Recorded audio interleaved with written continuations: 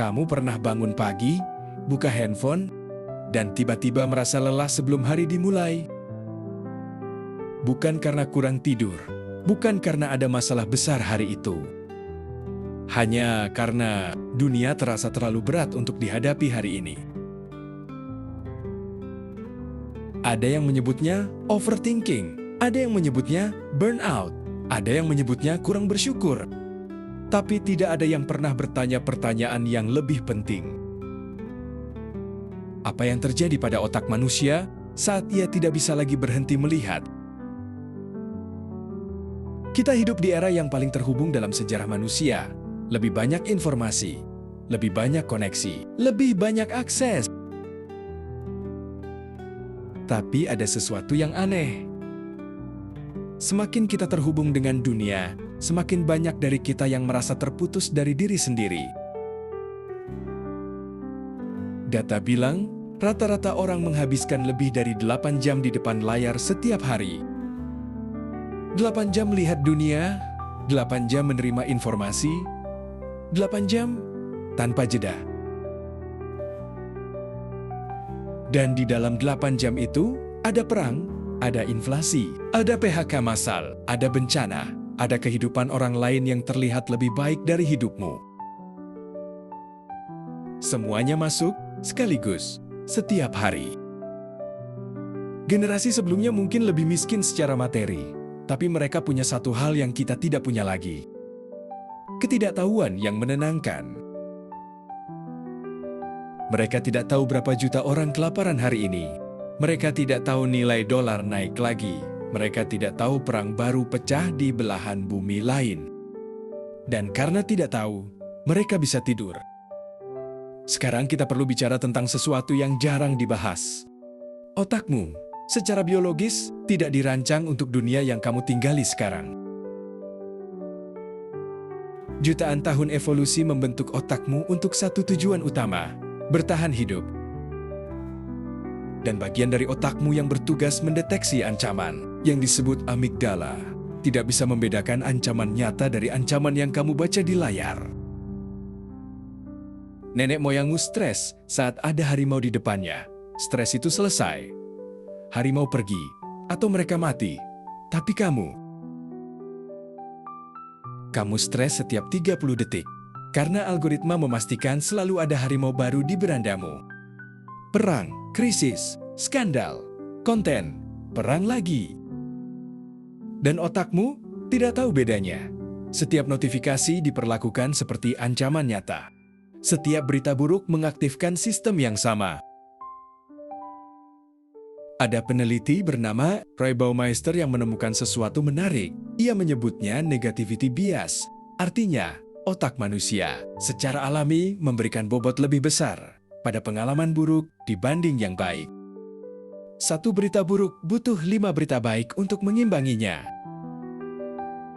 Dan kamu setiap hari menelan ratusan berita buruk tanpa pernah cukup menelan yang baik.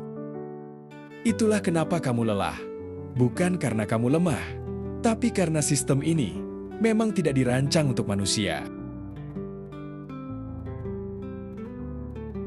Ada konsep yang ingin saya perkenalkan, saya menyebutnya clarity tax. Pajak kejernihan.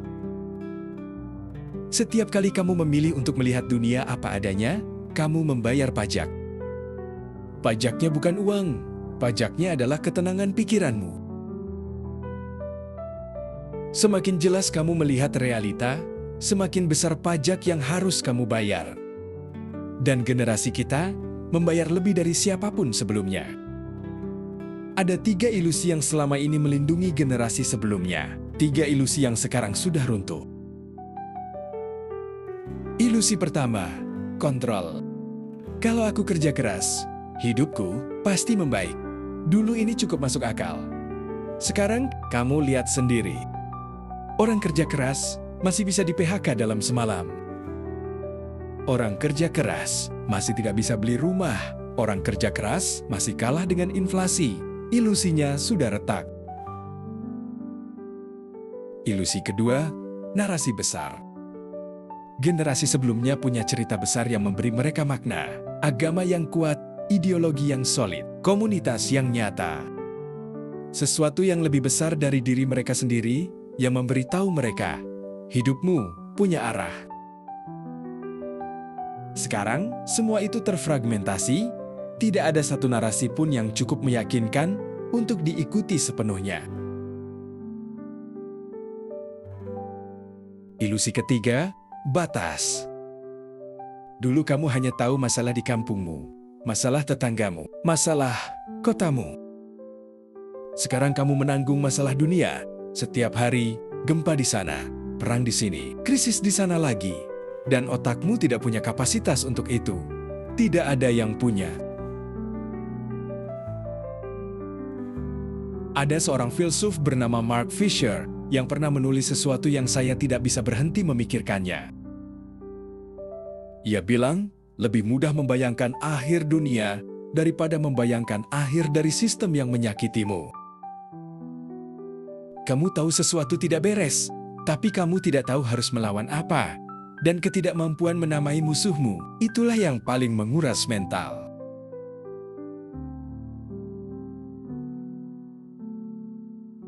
Ada narasi yang sudah terlalu lama beredar, bahwa generasi sekarang terlalu lemah, terlalu sensitif, terlalu manja, terlalu mudah menyerah.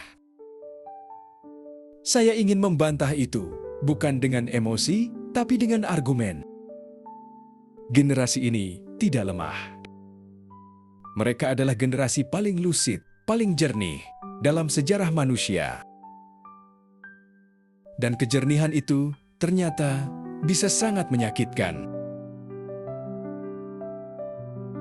Seorang psikolog bernama Jonathan Haidt menghabiskan bertahun-tahun meneliti kenaikan angka anxiety pada anak muda.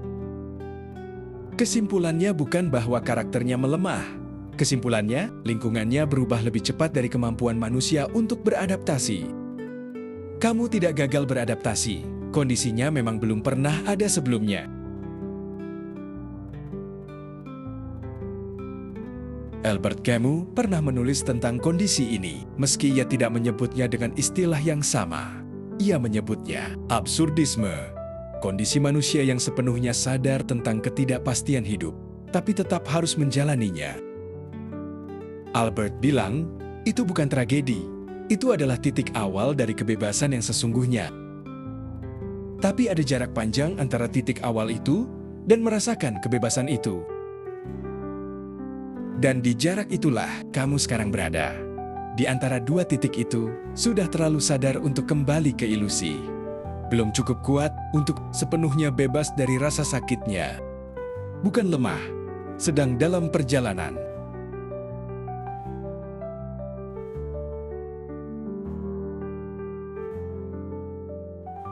Ada rasa yang mungkin kamu kenal, tapi belum pernah bisa kamu jelaskan dengan tepat. Bukan rasa takut yang jelas objeknya, bukan takut miskin, bukan takut mati. Tapi rasa takut yang lebih samar dari itu. Takut bahwa tidak peduli seberapa keras kamu berusaha, kamu tidak akan pernah cukup aman. Takut bahwa dunia tidak akan pernah stabil cukup lama untuk kamu bisa benar-benar bernafas. Para psikolog menyebutnya ambient anxiety, kecemasan latar seperti kebisingan di latar belakang yang tidak pernah benar-benar berhenti, bahkan saat tidak ada yang jelas untuk dikhawatirkan. Dan paradoksnya, semakin produktif kamu mencoba jadi, semakin besar rasanya tertinggal. Karena di media sosial, selalu ada yang lebih jauh, selalu ada yang sudah di sana. Selalu ada standar baru yang harus dikejar. Kamu tidak butuh seseorang yang bilang tetap semangat. Kamu tidak butuh seseorang yang bilang jaga kesehatan mental. Yang kamu butuhkan adalah seseorang yang pertama-tama mengakui, ya, ini memang berat. Dan perasaanmu itu valid.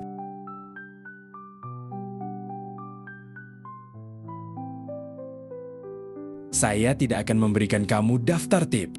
Saya tidak akan bilang journaling setiap pagi atau kurangi media sosial. Bukan karena itu salah, tapi karena itu bukan yang sebenarnya kamu butuhkan dengar sekarang.